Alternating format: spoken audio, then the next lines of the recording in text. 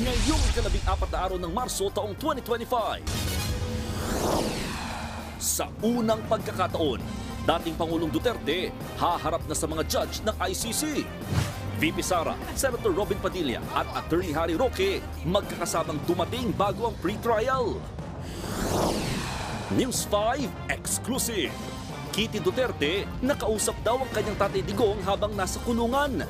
Bibisita rin daw sila sa ICC. Isa pang exclusive. Dating PNP Chief Oscar Albayalde na dawit din sa kaso sa ICC, nanindigang wala silang nilabag sa Oplan Tokhang. Si Senator Bato de la Rosa naman, nakausap na raw si Senate President Chis Escudero para mabigyan siya ng proteksyon. Malacanang, kinumpirmang mula sa tanggapan ng Pangulo ang sinakyang eroplano ni Duterte patungong the Netherlands. Mga senador, nagpapasukat na ng susuotin nilang robe para sa impeachment trial ni VP Sara. Babaeng pasahero, ninakawan at kinahasa umano ng nagpanggap na motor taxi rider. At eto na nga, collab music video ng Beanie at Mexican pop star na si Belinda inilabas na.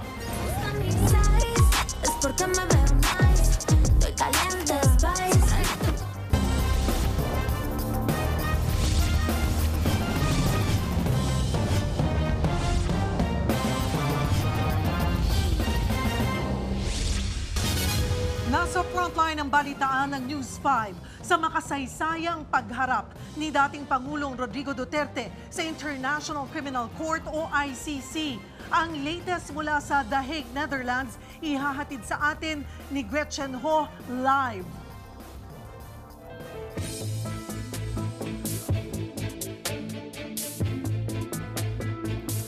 Ilang oras na nga lamang po ay haharap na si dating Pangulong Rodrigo Duterte sa pre-trial chamber ng ICC. Bago yan, nadismaya si dating Executive Secretary Salvador Medialdea nang hindi niya makita ang dating Pangulo sa detention facility. Pero may paglilinaw dyan ng ICC at live mula sa The Hague, Netherlands. Nasa frontline balitang yan si Gretchen Ho. Gretchen.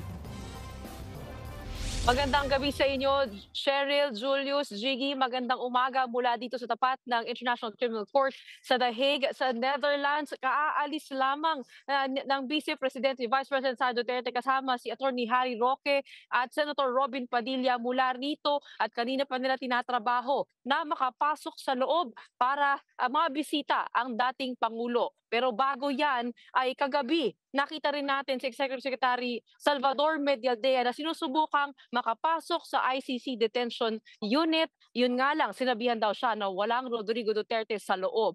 Kasunod yan, naglabas ng pahayag ang International Criminal Court at ito po ang aking report. Si dating Executive Secretary Salvador Medialdea ang kasama ni dating Pangulong Rodrigo Duterte nang lumapag sa the Netherlands noong Miyerkules para humarap sa International Criminal Court. Bibisitahin sana ni Medialdea ang dating Pangulo na kanya ring kliyente pero wala raw ito sa ICC detention facility. Telling me that there is no Rodrigo R. Duterte inside this facility. We are at a loss of this time and lokohan na to. I think this is part of their grand plan, no? To kidnap the president, to extract the president from the Philippines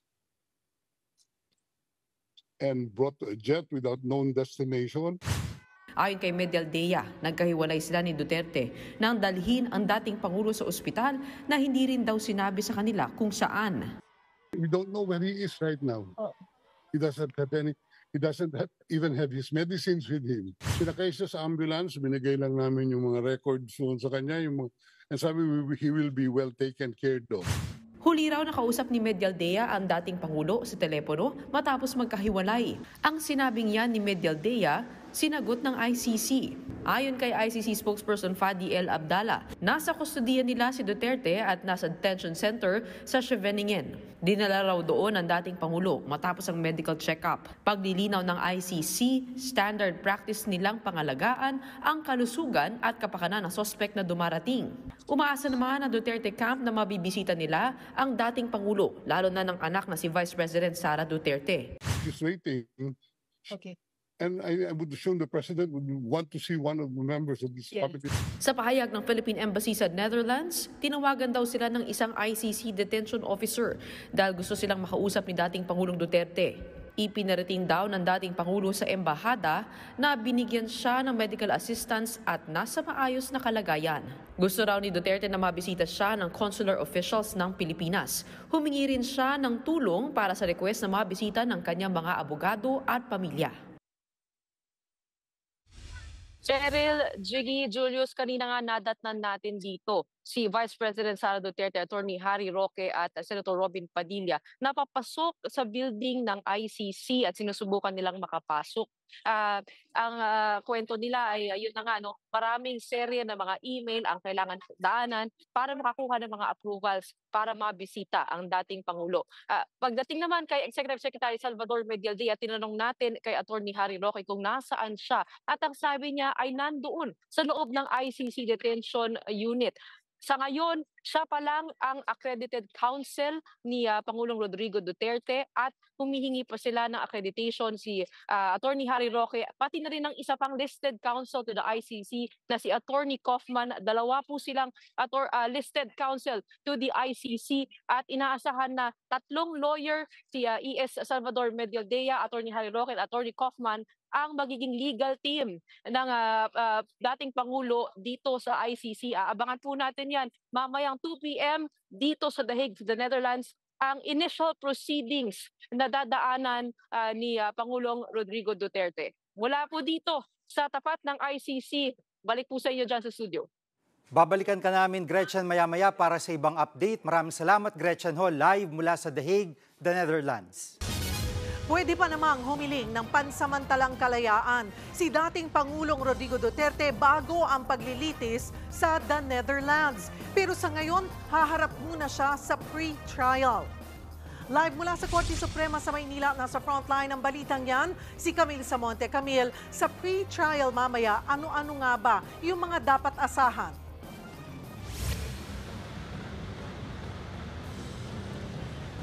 Cheryl, inaabangan na nga ang unang pagharap ni dating Pangulong Rodrigo Duterte sa mga hukom ng pre-trial chamber ng International Criminal Court. Mahalaga ang pagdalo ng mga akusado sa pre-trial chamber hearing dahil dito sila nabibigyan ng pagkakataon na mag-apela at mag-apply ng pansamantalang paglaya bago ang mga aktwal na pagdinig. Pero may ilang mga ikukonsidera ang ICC bago payagan yan. 3 hukom ng pre-trial chamber ang unang makakaharap ni dating Pangulong Rodrigo Duterte ngayong Biyernes. Sa kanyang pagsalang dito, i-verify ang pagkakakilanlan ni Duterte bilang suspect. Tutukuyin din ang lengguwaheng gagamitin sa paglilitis. Ipapaalam kay Duterte ang reklamong kanyang kinahaharap, pati na ang kanyang karapatan sa ilalim ng ICC Rome Statute. Kabilang dyan ang karapatan na mamili ng abogado sa listahan ng mga accredited legal counsel ng ICC. Ayon sa isang Pilipinong abogado na accredited ng ICC, aalamin din ng mga hukom kung may nalabag sa karapatan sa pag-aresto kay Duterte. Titignan ng mga judges kung siya nga yung nakalagay sa may warrant, siya yung subject, no? Siya yung nahuli talaga, no? Pangalawa, kung na-violate yung rights niya, no? So tatanungin siya kung ano yung reklamo niya. May karapatan ding mag-apply ng pansamantalang paglaya si Duterte bago ang aktwal na paglilitis. Pero hindi raw yan basta-basta dahil kailangan matiyak na makadalo pa rin si Duterte sa mga pagdinig. Walang pangalib na kaakibat ito sa mga testigo, biktima at ebidensya sa kaso. Payagaman daw si Duterte na pansamantalang makalaya, posibleng hindi rin siya papayagang umuwi ng Pilipinas. Kapag nirelease siya from detention, baka itamper niya yung mga ebidensyang yan, no? So basically yung 3 yon ang i-consider ng ICC. Hindi health reasons, hindi yung dahil matanda na siya. Sabi naman ng isang retired judge ng ICC, hindi papayagan ang VIP treatment at hospital arrest. May pagkakataon pa naman daw si Duterte na maghain ng motion matapos sumalang sa pre-trial chamber. Pwede niyang i-question yung validity ng issuance ng warrant of arrest sa kanya. Pwede niyang i-question yung validity ng implementation ng warrant of arrest sa kanya. Samantala, dito sa Pilipinas, pinagkokomento ng Korte Suprema ang ilang opisyal ng gobyerno kung bakit hindi dapat pagbigyan ang petisyon para sa writ of habeas corpus na inihain ng magkakapatid na Duterte. Ang writ of habeas corpus ay isang legal na mekanismo na pumoprotekta sa karapatang maging malaya. Sabi naman ni Solicitor General Menardo Guevara, wala pa silang natatanggap na opisyal na kopya ng resolusyon, pero handa silang sagutin ito.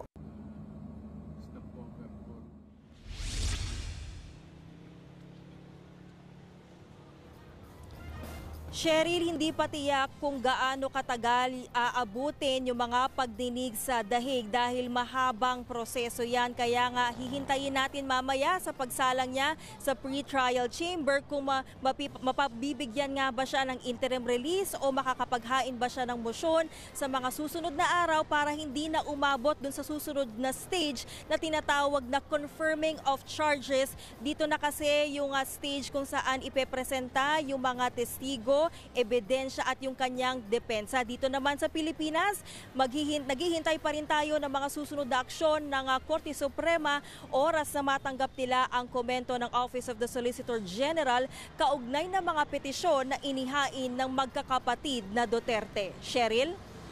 Maraming salamat, Camille Samonte. Nilinaw naman ng palasyo na hindi demolition job ang pagpapaaresto kay dating Pangulong Duterte. Itinanggi rin nilang nagsasagawa ng loyalty check ngayon ng Pangulo sa mga pulis. Nasa frontline ng balitang yan si Maricel Halili. Sa bibig na mismo ng Malacanang nanggaling, gobyerno ang nag-ayos at nagbayad sa eroplano na sinakyan ni dating Pangulong Rodrigo Duterte nang arestuhin siya at dalhin pa Netherlands nitong Martes. Opo, ina-admit po na ang palasyo po ang nagbayad, ang gobyerno po.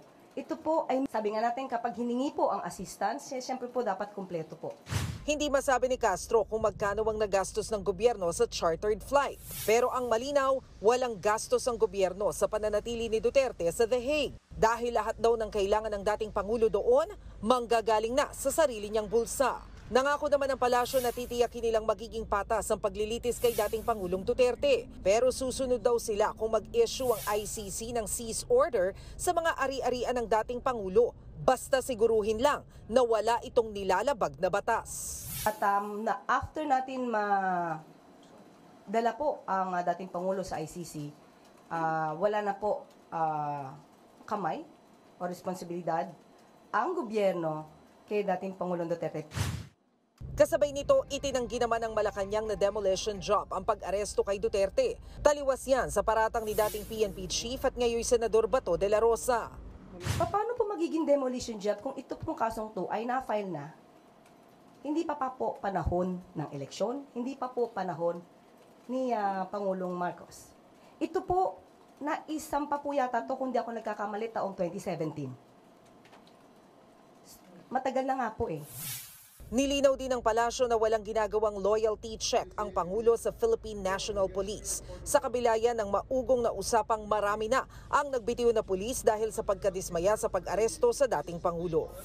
Sa ating pong paningin, ang pagkakalat po ng mga gitong klaseng kwento ay para po mas lumaki ang simpatya sa dating Pangulong Duterte. Nagbabalita mula sa Frontline, Maricel Halili, News 5. Sa kulungan ng bagsak ng isang nangangalakal matapos niyang tangayin ang mga parcel na naiwan ng isang rider sa Santa Cruz, Maynila.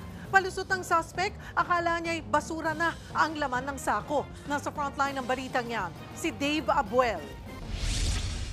Tanghali nitong Miyerkules, huminto ang isang delivery rider sa gate ng isang bahay sa Santa Cruz, Maynila. Hindi kita sa video pero may bitbit siyang isang sako na may lamang mga parcel. Maya-maya, iniwan ng rider ang sako sa harap ng gate at tumawid sa kabilang kalsada.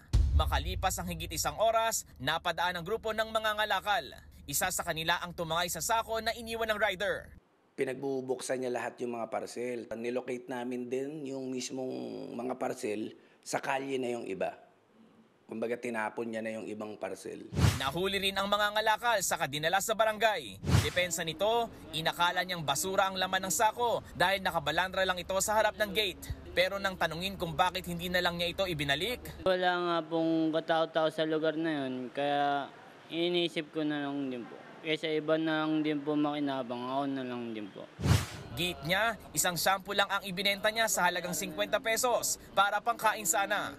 Kwento naman ng rider, iniwan niya ang sako dahil may kailangan siyang isauling item sa isang seller. Pero idiniin niya na hindi siya kumbinsido sa palusot ng lalaki. Halata naman po kasi binuksan niya muna bago niya buhatin yung parcel ko eh. Ayon sa pulisya, halos 3,000 piso ang halaga ng items na hindi na naibalik. Nahaharap ang mga ngalakal sa reklamong theft. Sa may kawayang Bulacan naman, sapul sa CCTV ang isang kawatan na nag-iikot sa loob ng isang bahay para maghanap ng matatangay na gamit. Hindi na nakita sa CCTV pero lumipat ng katabing kwarto ang lalaki. Doon na tinangay ang ilang bagong gamit sa construction. Yun nga lang, dito na siya nabisto ng may-ari ng bahay. Kaya ang ending, naiwan ng magnanakaw ang isang sako na naglalaman ng mga ninakaw na nagkakahalaga ng 5,000 piso. Sa pagmamadali pa ng sospek, naiwan niyang suot na tsinelas. Tinutugis na ang sospek. Nagbabalita mula sa Frontline, Dave Abuel, News 5. Showbiz, eto na nga! Mga kapatid, eto na nga ang mga umaarangkadang showbiz balita ngayong Biyernes. Burado na ang 224 tattoo sa braso ni Filmar Alipayo. Sa litrato pong yan, mapapansin na tila tinakpan na nga ang bahaging yan ng braso ni Filmar ng bagong tattoo. Matatandaan na nitong nakaraang buwan, naging usap-usapan ang inakalang hiwalayan ni na Filmar at aktres na si Andy Eigenman. Nag-ugat po ang issue matapos magpa-couple tattoo sina Filmar at isang foreigner friend niyang babae. Susunod, News 5 exclusive.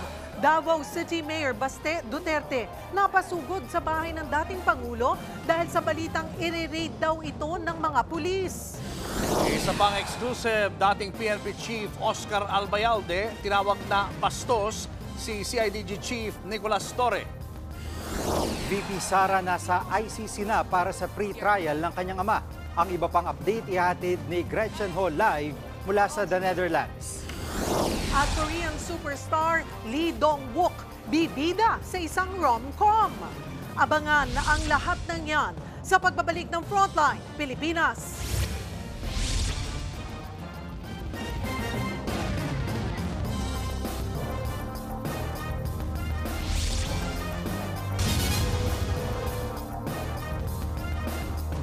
Mga kapatid, Julius Babaw po.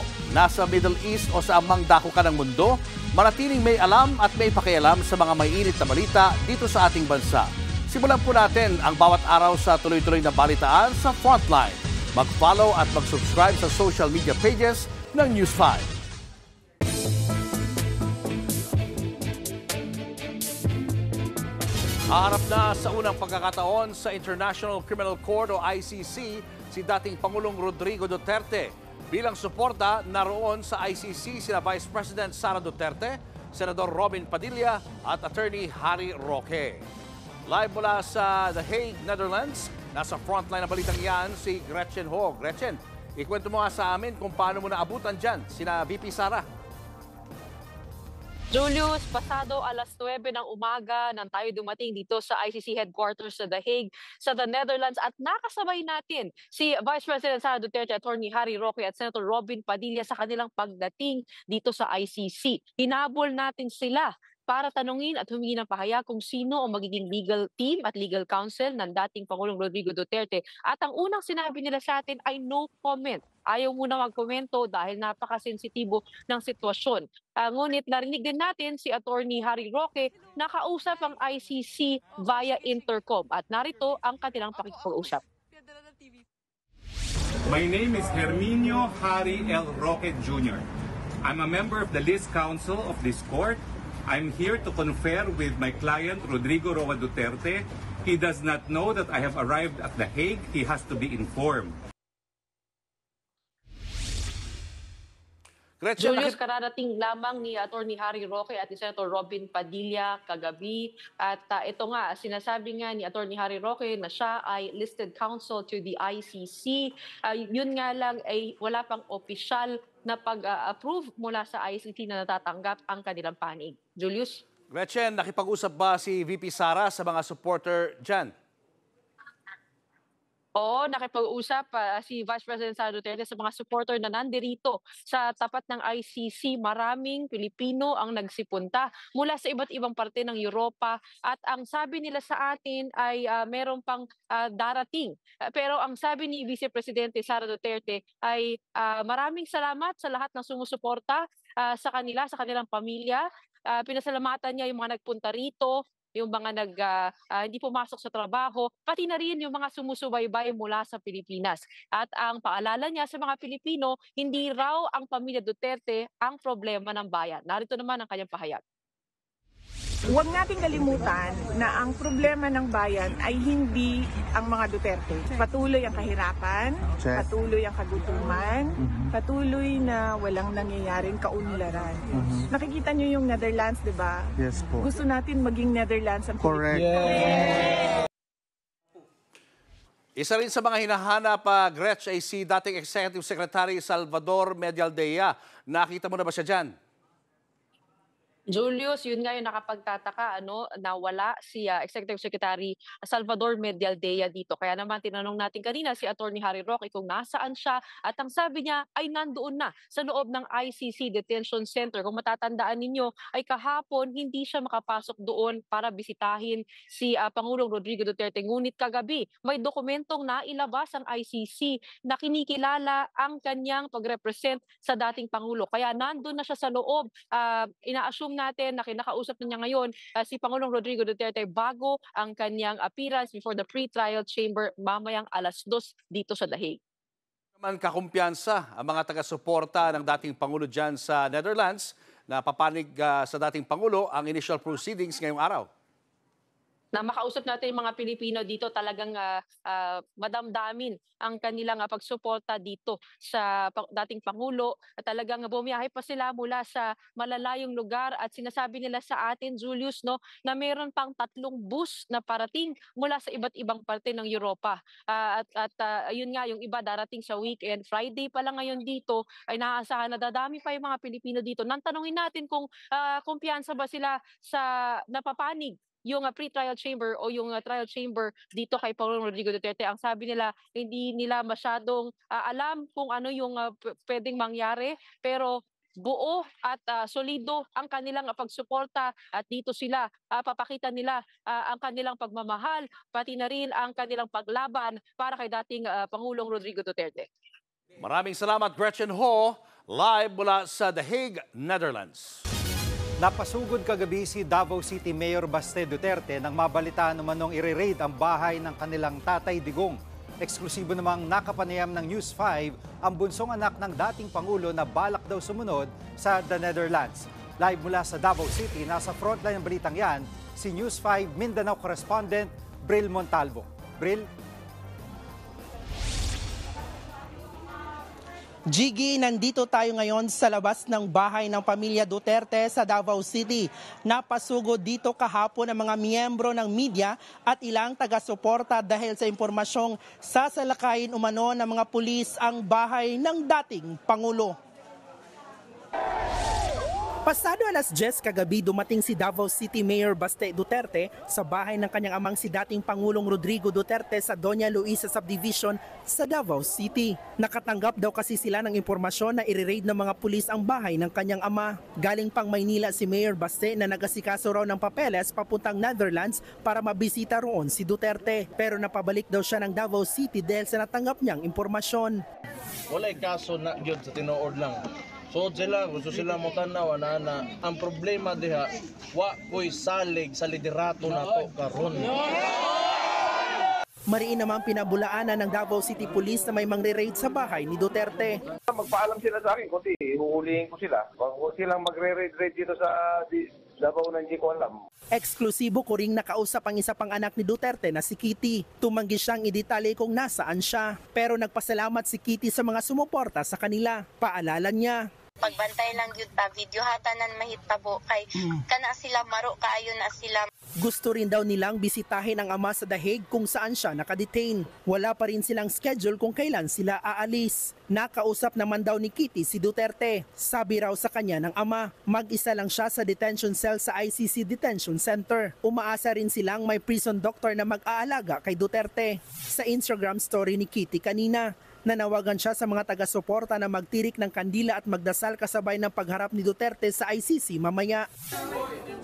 Samantala, hindi na raw magsasampa ng reklamo ang babaeng pulis na pinukpok sa ulo ng common law wife ni Duterte na si Hanilet Avancenia. Personal na desisyon daw ito ng nasugatang pulis. Sadyang kasama naman daw sa trabaho nila ang ganitong pangyayari. Sasagutin na lang daw ng PNP ang pagpapagamot sa tauhan ng Special Action Force at pararangalan din daw ito.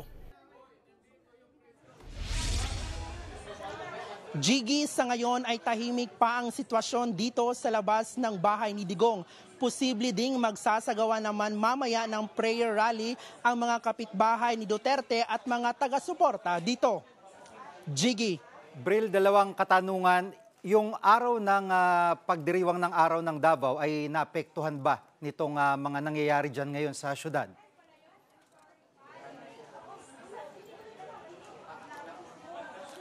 Alam mo, Jiggy, medyo malungkot ang selebrasyon ngayong taon sa araw ng Davao dahil nga sa pagka-aresto ng itinuturing na ama ng lungsod na si Tatay Digong. Ngayong linggo nga, pagkatapos ng Parada Davaoenyo na isa sa mga highlight events sa selebrasyon ay magkakaroon ng Solidarity Walk for FPRRD as one para kay Digong. Jiggy. At may mga impormasyon ka ba kung ano-ano mga lugar nagkakaroon ng mga pagtitipon bilang suporta kay dating Pangulong Duterte, ibang lugar dyan sa Mindanao? Alam mo, Jiggy, marami na ding mga lugar dito sa Mindanao ang nagtitipon-tipon na mga taga-suporta ni dating Pangulong Rodrigo Duterte para sa pagkunina sa kanyang pagka-aresto ng ICC gaya ng sa Agusan del Sur, sa Zamboanga City, sa Surigao del Sur at iba pang lugar dito sa Mindanao. Jiggy. Maraming salamat, Bril Montalvo, News 5 Mindanao. Handa raw harapin ni dating PNP Chief Oscar Albayalde kung ipaaaresto siya ng ICC. Tumatakbong mayor sa Pampanga ang general na kung pala rin daw manalo, plano niyang ipagpatuloy ang Oplan Tokhang. Nasa frontline ng balitang yan, exclusive si Rainiel Pawid. Humarap sa News 5 si dating PNP Chief Oscar Albayalde ilang araw matapos arestuhin si dating Pangulong Duterte. Umugong ang mga balitang isusunod na rin si Albayalde at si Senator Bato de la Rosa na naging mga PNP chief noong nakaraang administrasyon. Gaya ng ibang kaalyado ni Duterte, dismayado raw si Albayalde sa kinahinatnan ng dating Pangulo. No less than your former president ay pwede mo palang isurrender sa isang dayuhan na korte where in fact meron tayong perfectly functioning justice system. Si Albayalde ang humalili noon na magretiro sa PNP si Senator Bato. Siya ang nagpatuloy sa Oplan Tokhang, kaya isa rin siya sa mga gustong papanagutin sa mga patayan. Wala silang nakitang labag dyan. And in fact, kung tignan po nating mabuti ang Oplan Tokhang, naging ano kasi siya, naging alam mo yung naging araw-araw na salita na, Tokhang, pag hindi ka tumigil, totokhangin ka. Parang yung nung panahon na maliliit kami na, pag hindi ka tumigil, huling ka ng pulis. Pinantatakot siya. Pero si Albayalde handa raw humarap sa ICC kung kailangan. Yes, we are preparing for this, of course, no? Wala po tayong magagawa. Kasi after serving this country for almost 38 years, kung ito po ang isusukli ng ating gobyerno sa atin, wala po tayong magagawa.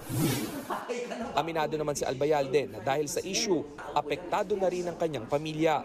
May mensahe naman siya sa inista ng kabarong si CIDG Chief Police Major General Nicolas Torre nang arestuhin si Duterte. Bastos in a way na hindi siya na-accord ng due process din, no? Puwersahan nandun.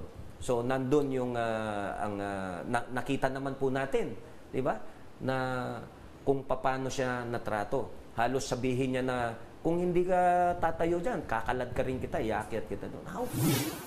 Depensa naman ng Department of Justice, legal ang pagkakaaresto sa dating Pangulo. Sa kabila ng kontrobersiya, tuloy ang buhay para kay Albayalde, lalo na ngayon na tumatakbo siya bilang alkalde ng Angeles City, Pampanga. Kung papalarin, ipagpapatuloy niya umano ang konsepto ng Oplan Tokhang upang linisin ang mga nasasangkot sa iligal na droga sa kanilang syudad. Nagbabalita mula sa Frontline, Rainiel Pawid, News 5. Tiwala naman si Senador Bato de la Rosa na poprotektahan siya ng Senado sakaling may ilabas na arrest warrant ang International Criminal Court laban sa kanya. Ayon kay de la Rosa, nakausap na niya si Senate President Chis Escudero. Tiniyak naman daw ng leader ng Senado na gagawin niya ang mandato niyang protektahan ang kanyang mga miyembro hanggang sa makakaya niya. Wala pa namang pahayag tungkol dyan si Escudero. Naunang sinabi ni de la Rosa na handa niyang harapin ang ICC at sumama kay dating Pangulong Rodrigo Duterte kung may ilalabas na arrest warrant sa kanya kaugnay ng war on drugs. Nag-usap na kami at mandato man niya yan bilang Senate President na protektahan yung kanyang mga miyembro. Ako'y may tiwala sa kanya.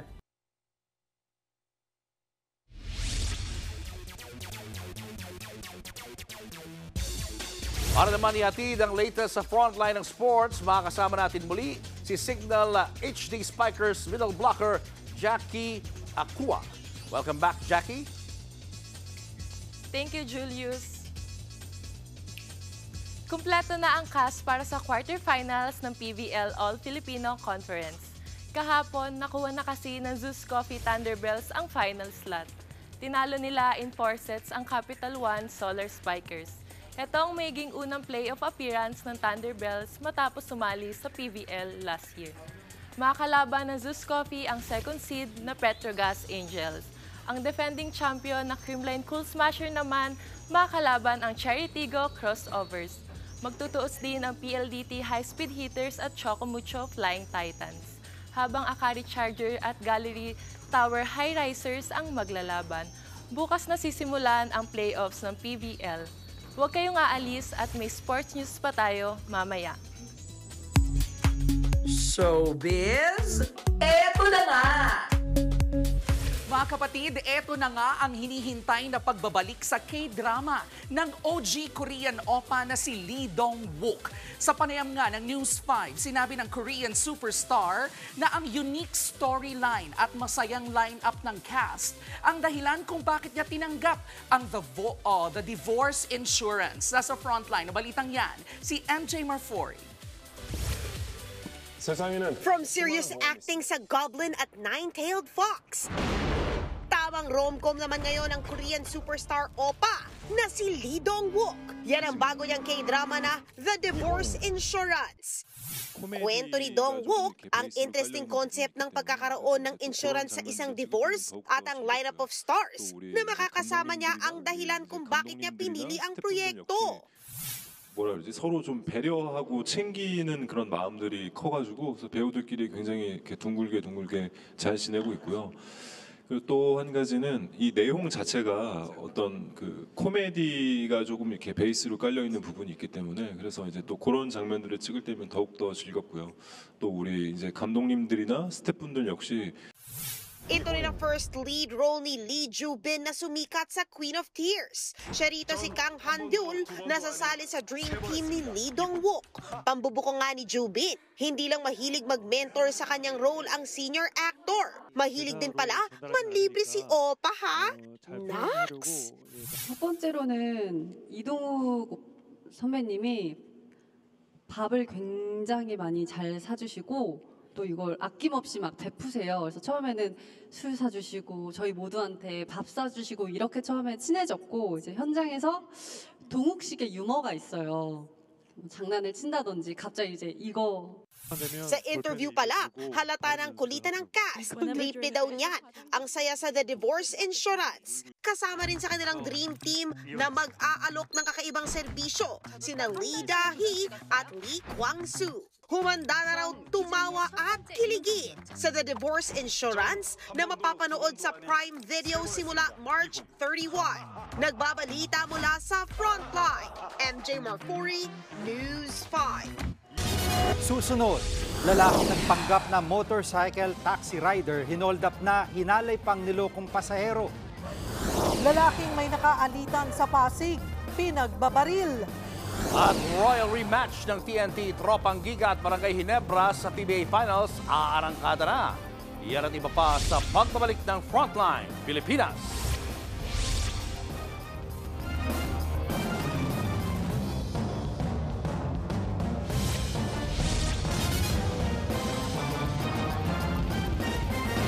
Mga kapatid, Julius Babaw po, nasa Middle East o saan mang dako ka ng mundo, manatiling may alam at may pakialam sa mga mainit na balita dito sa ating bansa. Simulan po natin ang bawat araw sa tuloy-tuloy na balitaan sa Frontline. Mag-follow at mag-subscribe sa social media pages ng News 5.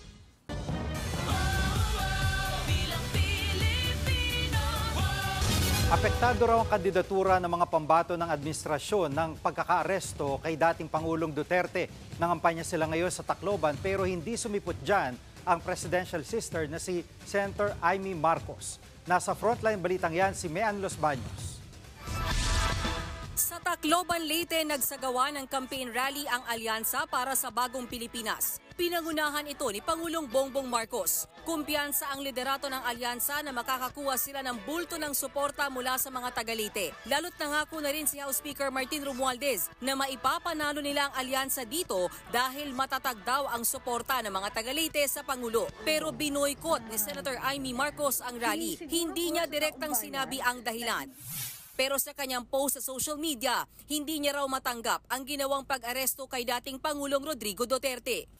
Ang ilan pa ang kandidato ng Alyansa para sa Bagong Pilipinas tumuloy sa kanilang pangampanya dito sa Tacloban, Leyte. Ang ilan sa kanila, aminadong apektado ang kanilang kandidatura bilang pambato ng administrasyon dahil sa nangyaring pagpapaaresto kay dating Pangulong Duterte.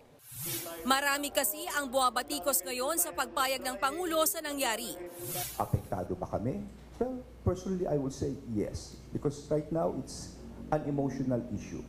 May epekto talaga kasi hindi na maikakaila na marami rin siyang supporters, especially in Mindanao and even in the Visayas.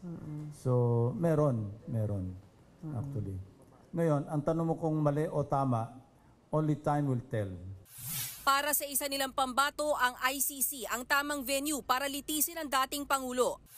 Marami pong nagbabatikos, marami yung nagsasabi, ay hindi kita boto kasi nasa alyansa ka. I think isa lang naman po lahat ang gusto natin. Lahat tayong gusto natin hustisya. May suwestro naman si Tolentino para sa pwedeng gawin ng legal team ni Digong. They can invoke Article 60 of the Rome Statute that can provide an interim release pending trial. Pag may iedad na o may sakit, pwedeng i-house arrest sa The Hague. Gaya ng mga OFW sa ibang bansa, dapat lang daw tulungan si Duterte. The former president is still a Filipino, di po ba? So dapat bigyan pa rin siya ng tulong ng gobyerno natin. Ayon naman kay Lacson, panahon na para bumalik ang ating bansa sa ICC dahil mainam pa rin daw na miyembro tayo ng isang global court na kayang humusga sa matitinding krimen. Pero para sa iba pang nasa alyansa, dapat muna itong pag-aralan ng mabuti. Nagbabalita mula sa Frontline, Mean Los Baños, News 5. Mga kapatid, maging maingat kung kayo ay nagko-commute lalo na tuwing 10 oras ng gabi. Sa Cebu City, hinold up at hinalay pa ang isang babae nang nagpanggap na motorcycle taxi rider. Nasa frontline ng balitang yan, ang News 5 Visayas correspondent, John Aroa. Labis na trauma ang inabot ng 21 anyos sa si alias Erica sa kamay ng isang lalaki sa Cebu City. Imbis kasi na makauwi sa bahay, ninakawan at hinalay pa siya ng nagpanggap na motorcycle taxi rider. Magpalingi ko kung sa'y motor color. Di na ako mapakali. Kung may makita kong color blue na motor, na trauma po talaga ako. Kinakabahan ako palagi, baka andyan siya. Kwento ng biktima, madaling araw kahapon nang mag-book siya ng motorsiklo sa isang app papuntang Talisay City. Habang nasa biyahe, nagulat siya nang biglang may tumawag na rider at hinahanap siya kung nasaan na siya. Dito na pag-alaman ng biktima na iba pala ang rider na sinakyan niya. Maya-maya, bigla raw nakiusap ang suspect na huminto muna saglit para umihi. Pero pagbalik ng rider, bit-bit ito ang sampatalim sabay deklara ng hold up. Kinuha ng suspect ang cellphone at cash ng biktima. Di pa nakontento, dinala pa ito sa masukal na bahagi ng South Road Properties at dito siya pinagsamantalahan. Nakikiusap ako sa kanya na kuya, wag niyo po akong patayin. Pauwiin niyo na lang po ako. Ibibigay ko ang lahat. Gagawin ko po lahat. Iuwi mo lang po ako. Sabi niya, gagawin mo ang lahat? Sabi ko, oo, gagawin ko po ang lahat. Basta iuwi mo lang po ako. Wag mo lang akong patayin. Sabi niya, sige, mag-sex tayo. Tapos hinubad niya na ang pantalon niya.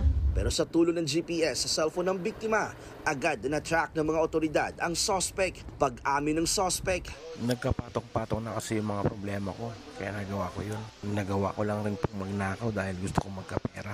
Nakakulong na ngayon ang suspect sa Mambaling Police Station. Maharap siya sa reklamong robbery with rape. Nagbabalita mula sa frontline, Janarua, News 5 Visayas. Pinagbabaril kaya't napatay ang isang lalaki sa Pasig City. Bago yan, may nakitang ilang testigo na kaaway ang biktima. Nasa frontline ng balitang yan si Hannibal Talete. Nakaupo sa motor, nakasandal sa pader at nakasuot pa ng headset ang wala ng buhay na lalaking ito sa Barangay Kalawaan, Pasig City. May mga tama ng balang iba't ibang bahagi ng katawan ang 31 anyos na lalaki. Ayon sa isang residente, laking gulat na lang nila na makarinig ng sunod-sunod na putok ng baril. Pinapasok ko lang yung mga lumabas kong kapatid. Kasi natakot din ako mamaya, mabaril din, ganun. Baka bumalik. Ayon pa sa ilang nakakita, nakamotorsiklo rin ang gunman. Hindi na namukhaan ng salarin dahil naka-helmet ito. Sa inisyal na investigasyon naman, may nakaalita ng suspect na hindi pa matukoy na dahilan bago ang krimen. Yung ating biktima ay may kausap na isang lalaki. Habang sa katagalan, bigla na lang may narinig na pagtatalo. Kung saan matapos ay yung nakarinig na ng putok ng baril na sunod-sunod. Mahigit 7 basyo ng bala ang nakita sa crime scene. Tumanggi na magpa-interview ang ina ng biktima na makita ang wala ng buhay na anak. Iniimbestigahan pa kung ano ang motibo sa krimen o kung may iba pang kasabwat ang salarin. Nagbabalita mula sa frontline, Hannibal Talete, News 5. Susunod, 3 batang magkakapatid, minulestya ng sarili nilang tatay. At remix ng latest single ng Bini na Blink Twice, inilabas na. Tutok lang mga kapatid, magbabalik pa ang Frontline Pilipinas.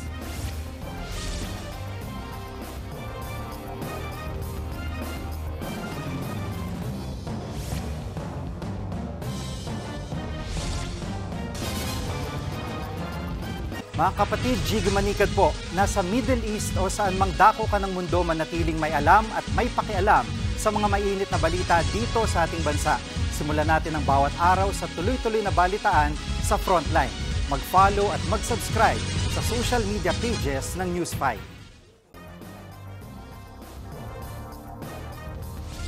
Arestado ng NBI ang isang lalaki sa Parañaque na nangmolestya umano sa mga bata niyang anak. Nasa frontline ng balitang yan, si Elaine Fulgencio.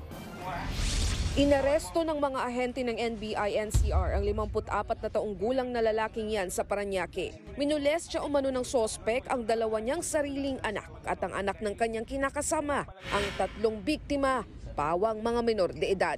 Ayon sa NBI, 2022 nang magsimula ang pangmumolestya ng sospek sa mga batang edad 11, 9 at 5 years old. Nagsumbong na raw ang mga bata sa kanilang nanay pero hindi umano ito pinaniwalaan noong una. Yung kanilang report sa mom, the mother ignored and sided with the sexual offender. The children, the minors, they only had each other. Sila-sila lang nag-iiyak, nagkukulong sa kwarto. Depensa ng sospek, nilalambing lang daw niya ang mga anak. Kung ano man yung mga reklamo ng anak ko na natatouch ko yung mga body nila, hingi ako ng tawad, natatouch pero hindi ko po sila ni-rape. Never pong, wala pong nangyaring rape na nangyari. Paalala naman ng otoridad. We would like to warn the parents, especially the wife or the partner of the sexual offender, the male sexual offender, that if your daughters come to you please listen to them. Maharap ang sospek sa reklamong anti-rape law at paglabag sa Special Protection of Children Against Abuse, Exploitation and Discrimination Act. Sasailalim naman sa counseling ang mga bata. Nagbabalita mula sa Frontline, Elaine Fulgencio, News 5. Magkakaalaman na kung madedepensahan ba ng TNT Tropang Giga ang Commissioner's Cup crown sa Game 1 ng Royal Rematch nila kontra Barangay Ginebra Gene Kings.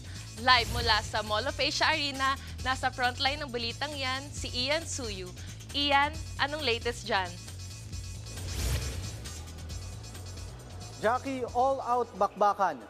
Yan ang tema ng serye ngayon na Royal Rematch sa pagitan ng TNT Tropang Giga at Barangay Ginebra San Miguel sa pagsisimula ng PBA Commissioner's Cup Finals dito sa Mall of Asia Arena.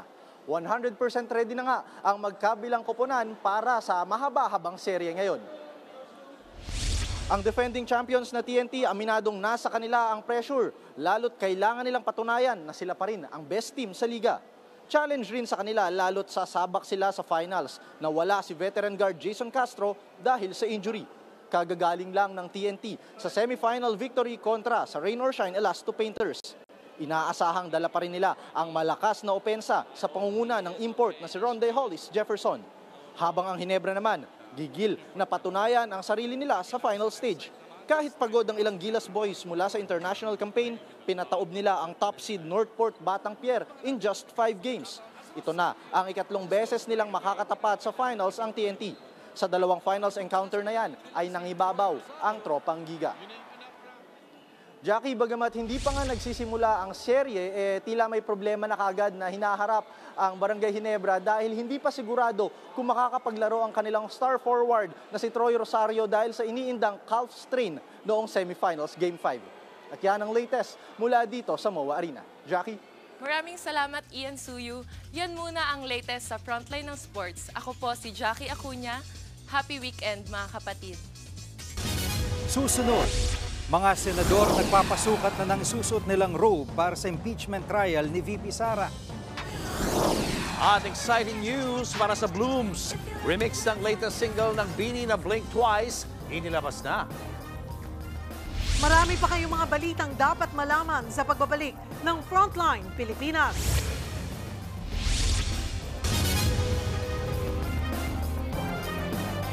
Mga kapatid, Jiggy Manikad po, nasa Middle East o saan mang dako ka ng mundo, manatiling may alam at may pakialam sa mga mainit na balita dito sa ating bansa. Simulan natin ang bawat araw sa tuloy-tuloy na balitaan sa Frontline. Mag-follow at mag-subscribe sa social media pages ng News 5. Nagpapasukat na ng susuoting robe ang mga senador para sa impeachment trial ni Vice President Sara Duterte. Ay kay Senator Alan Peter Cayetano, binigyan na sila ng go signal ni Senate President Chis Escudero.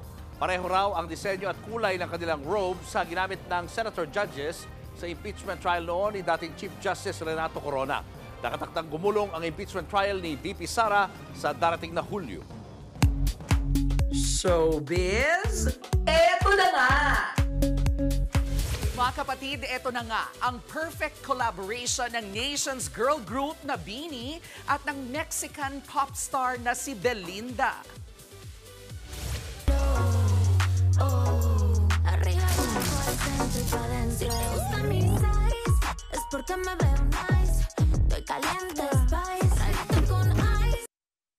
Yan nga po ang Dos Veces remix ng latest single ng BINI na Blink Twice. Dream come true nga raw ito para sa grupo na matagal ng pangarap ang makakolab ang isang Latin artist. Unang inilabas sa Rolling Stone ang Dos Veces remix ngayong araw. Sa mensaheng ipinadala ng BINI sa Rolling Stone, sinabi nilang maraming blooms ang makaka-relate sa fun anthem at girl power vibes ng kanta. Susunod, live update sa The Hague, Netherlands. Ilang oras bago ang pagharap ni dating Pangulong Duterte sa ICC, ihahatid ni Gretchen Ho. Tuloy-tuloy pa makabuluhang balitaan sa pagbabalik ng Frontline Pilipinas.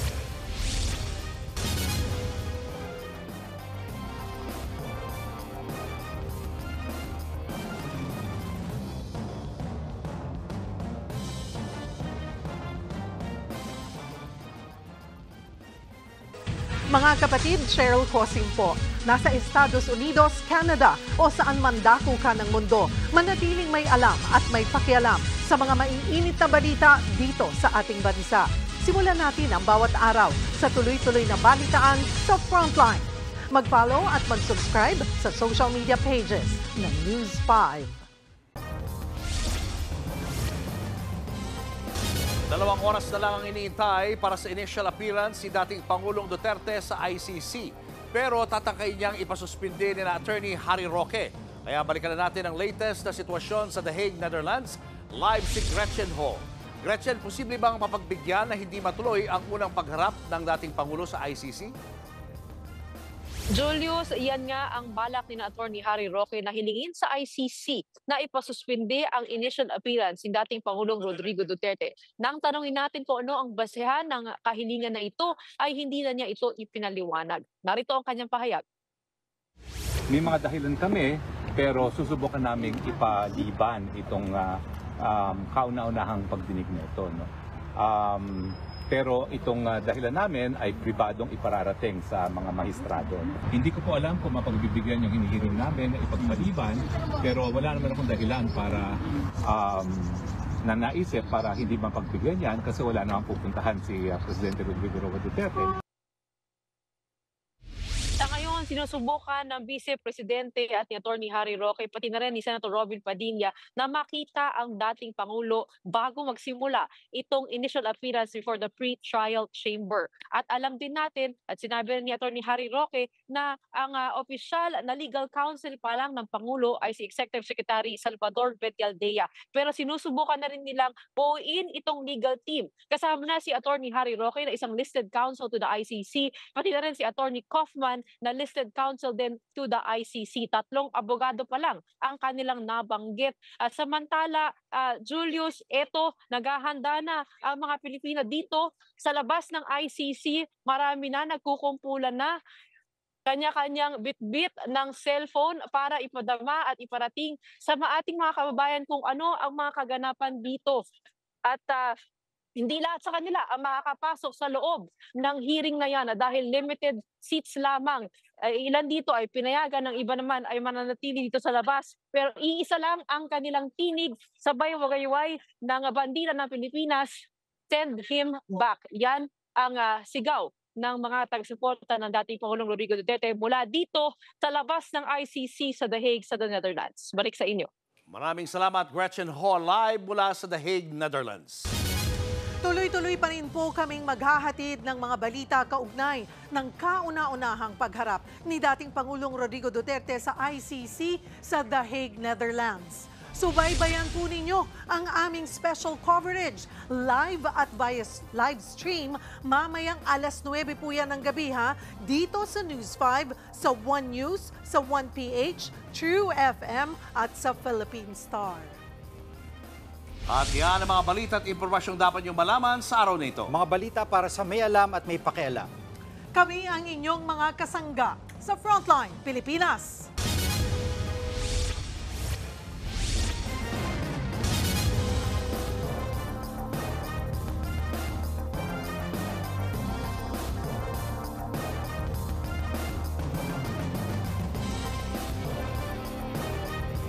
Mga kapatid, Cheryl Cosim po. Nasa Estados Unidos, Canada o saan mang dako ka ng mundo, manatiling may alam at may pakialam sa mga mainit na balita dito sa ating bansa.